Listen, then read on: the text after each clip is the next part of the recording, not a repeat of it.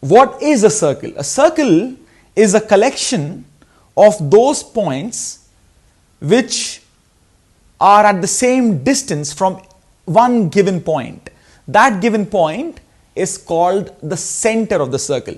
So any point on the periphery of the circle, any point, let's say this point, and this is the center.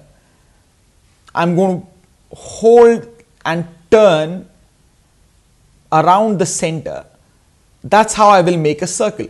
That distance is called the radius. And what is the diameter? Diameter of the circle is nothing but twice the radius. Alright? So, the perimeter of a circle has an interesting relationship.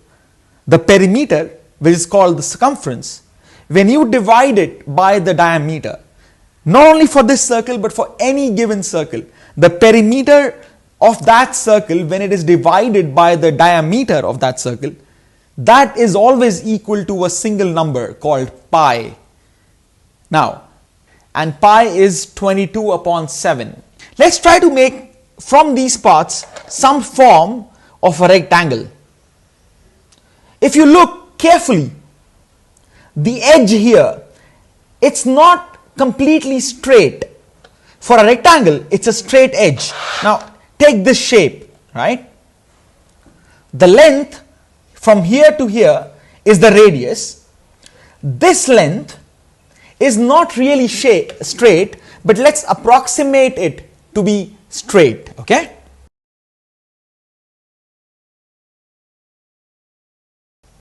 Now see what I have done here. The edges here and the edges here, when you combine them and they form a circle, the sum of these two edges is equal to the circumference of the circle. And what is it? It is 2 pi r. So one of the lengths here is nothing but 2 pi r divided by 2 is half, is pi times r. And you can assume that it's nearly 90 degrees, right?